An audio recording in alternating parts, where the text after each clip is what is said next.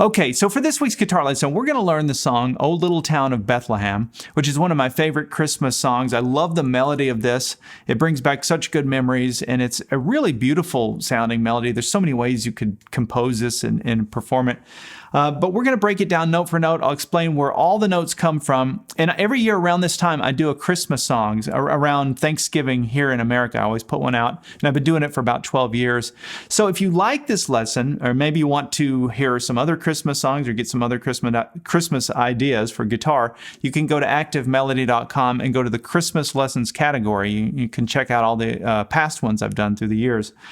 But anyway, we're going to break it all down note for note. The entire lesson portion, the video portion, will be free. It's just going to be in one video, which will be this one. If you'd like to download the tablature, though, and also access the on-screen tab viewer, which is interactive, tab and video on the screen at the same time. There's no talking. You can loop it. You can slow it down, playback. So you can get those extra materials for this lesson if you're interested in that by going to activemelody.com, go to the weekly lessons page, and do a search for EP597. 597. I can't believe I've done 597 of these in-depth lessons. That's amazing to me. I would have never thought I would have made it past 100 even when I first started, because they're just so cumbersome. They're big projects, but obviously I love doing it. It's just it's a lot of fun, and hope to continue to do it. So "O Little Town of Bethlehem." Now, I played this in the key of C. And the first thing I want to just say at the beginning of this is just kind of encourage you to try and create your own compositions like this. You don't always have to have somebody giving it to you. You can do this yourself. If you have an ear and you're able to pick out a melody, like I have to think about it a little bit, but if you can pick out a melody like this, that's all. You've got everything you need in terms of tools. Now you just need to find the chords to kind of put with it and all of that stuff.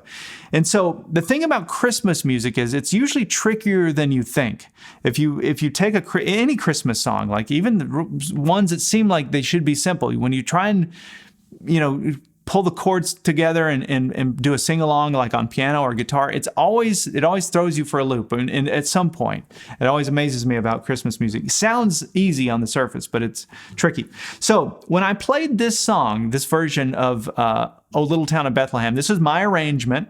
I came up with it myself. I wanted to do it with a pick. I didn't want to do fingerstyle just because that eliminates some people. And I actually wanted to do something very slow and kind of strummy. I like that. That just sounded cool. And what I'm doing is I'm just playing the chords. I'm playing a C chord, an F, C, G, and then back to a C. But I'm working the melody into that. Now, the big question some of you are going to have is, how do you do that? First of all, how did you pick the key of C? And why would you do? Well, the cool thing, when you don't have a singer, and you're just doing a musical arrangement like this, you can pick any key you want. And let me give you a little pointer here. There's 5 keys that make the most sense when you're doing something like this on guitar, and they are C, A, G, E, or D. The caged system, right? It's your first position chords because they have open strings in them. So that's where you would want to start. You wouldn't want to start with like E flat or something on guitar. It just doesn't make sense. If you're on piano, maybe, but with guitar, you take advantage of those open strings. And if I wanted to play an E flat, I could always capo. So keep that in mind. You can come up with your arrangement in one open position key down here, and then you can always capo and put it in something else.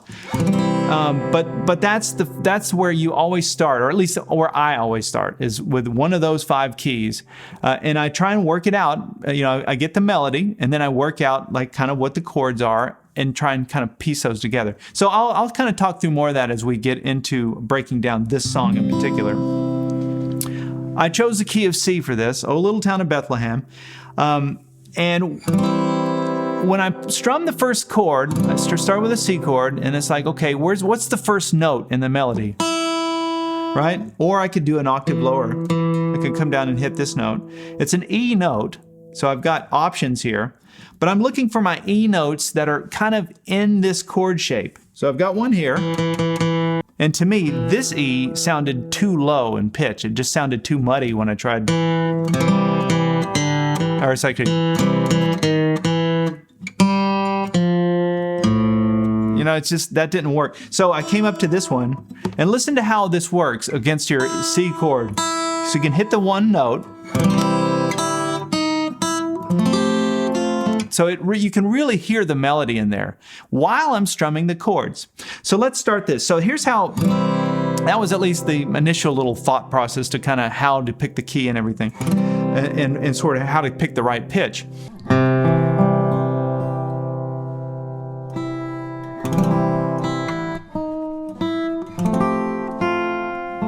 I started with an upstroke on the open 1 string, that's my E note, and then I strummed the chord. And then back to that E note. So it's like this.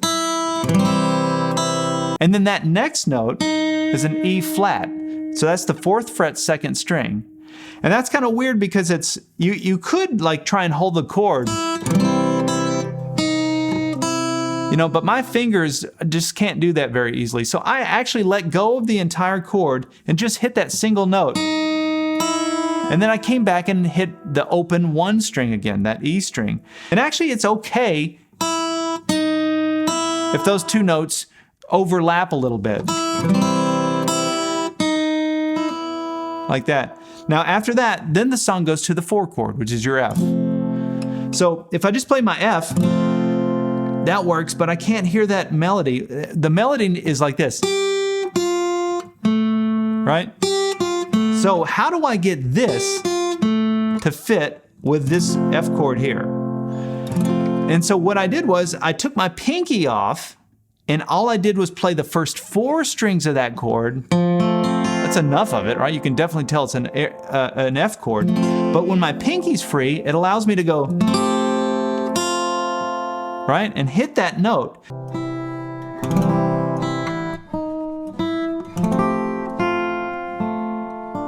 So I play the F chord like this, put my pinky down on the 3rd fret 1st string, take it off, so that's the 1st fret behind that bar there, and then 3rd string, which is behind that 2nd fret with your middle finger in that F chord. So it's like, so that's actually very easy to do because you're just playing your F chord and you're using your pinky to play this little embellishment, which is the melody. So far we have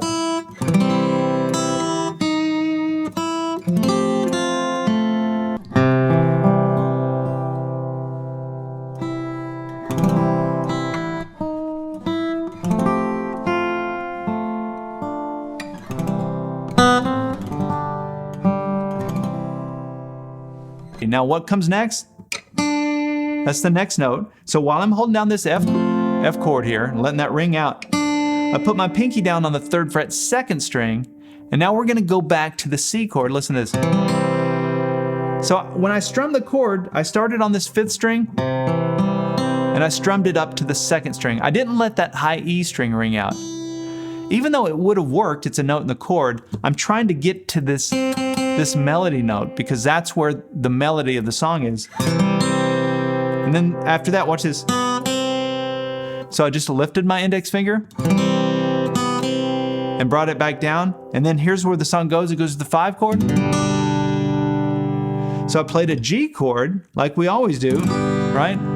But instead of playing it like this, I put my pinky down on the 3rd fret 2nd string to hit this note, which is my D note. But these bottom 2 strings are like the bottom 2 strings in your G chord, the way that you would normally play it. So let's look at it from the beginning. We have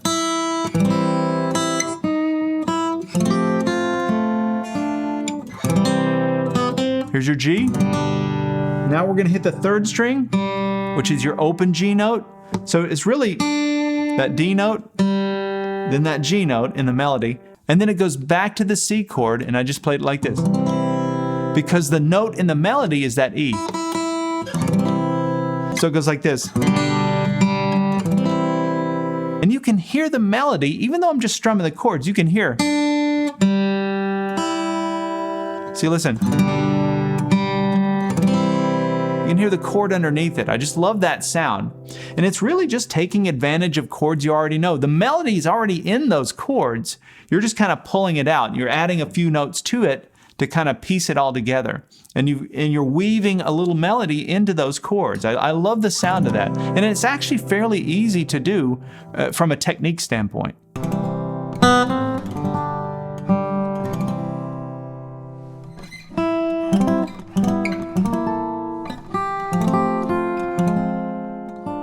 Okay, so now the melody goes like this.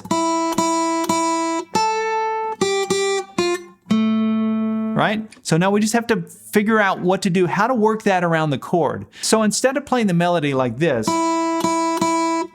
where you hit that open E string, I came down here to the 5th fret 2nd string and hit the E note here. And here's why. Because underneath it, I could hear this chord arrangement going like this. So I could hear the chords going C, C major 7, C7. I've just heard other arrangements of this song done that way, like on a piano, where you're going from the C, C major 7 to the C7, and then you go to the 4 chord. And so in order to do that, I kind of worked with it a few different ways. I started down here and thought maybe I could do it like that, so I was going. But then to get to this note, how would I do that while hitting the C7? I found this little walk down right here. So I took this C triad out of the A shape. This is kind of interesting to me anyway. And I just did a walk down here. So I'm walking down from the root, adding the 7, which makes it a C major 7, and then go down to a flat 7.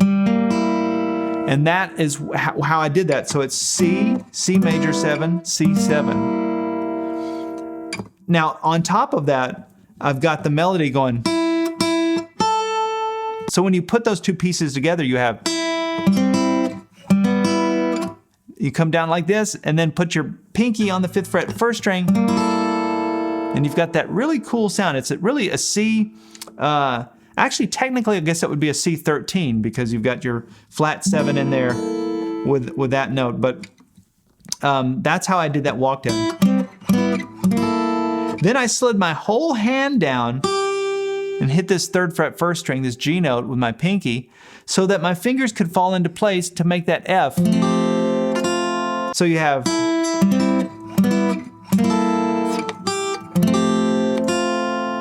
now, the next thing I could hear was going from the F to an F minor. But what I'm doing here by playing that F minor is I'm keeping the movement. Look at the movement that's happening here. And this is kind of the trick to this whole thing with chord arrangements that do this. When we start with that C up here, listen to this note. It walks down to that C major 7, C flat 7, comes down to the 3rd of the F, and then it goes down again to the F minor. And so you can hear that kind of chord movement that's happening.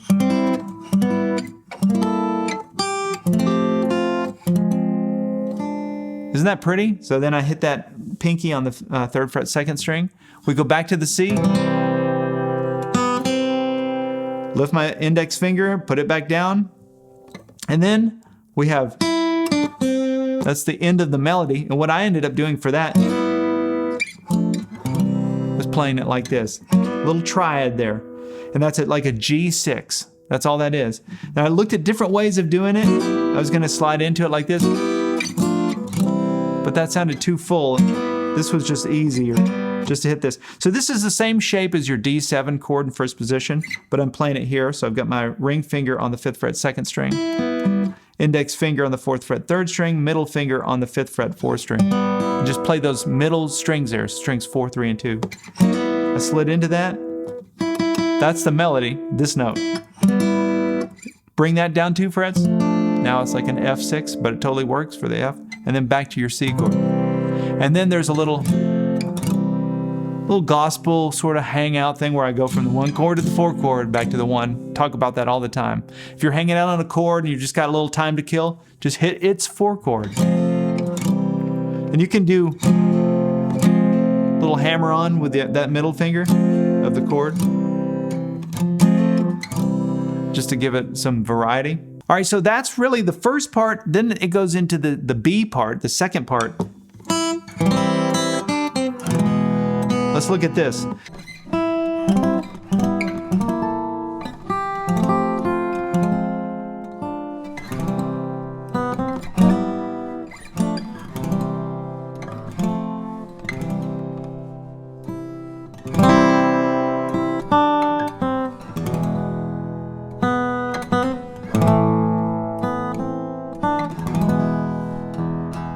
So the melody goes. I start with my C chord. This is really the same as the beginning. So we start with an upstroke on that open E string, strum the C chord. Pinky goes down to hit the melody on the 3rd fret 2nd string. Then comes down to this C note here on the 1st fret 2nd string. So it's... Notice I'm just holding my C chord down for that. Now we go to an E chord. And when I strum the chord, I'm strumming from the 6th string up to the B string here. But I don't hit that E string because it would kind of ruin the melody. That's the melody, is that note. Then as a little embellishment, I went like this. Little hammer-on pull-off on that 1st fret 2nd string. Then the song goes to an A minor. And so what I played for that was my A minor, but I only hit strings 5, 4, and 3 because that's the note from my melody. The melody goes like that, so it's like, right? And you can see how all of that really is built around my A minor chord in 1st position. And then back to the E. This time you strum the entire chord, all 6 strings, because that's the note from your melody. You can see that you're always playing, you're strumming up to the melody note.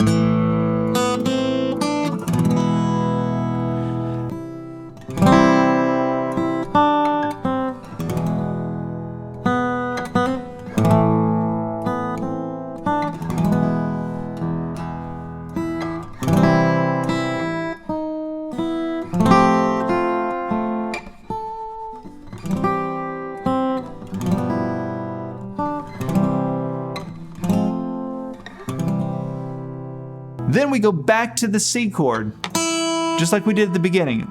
Upstroke on the open E string. That's exactly the same as the beginning.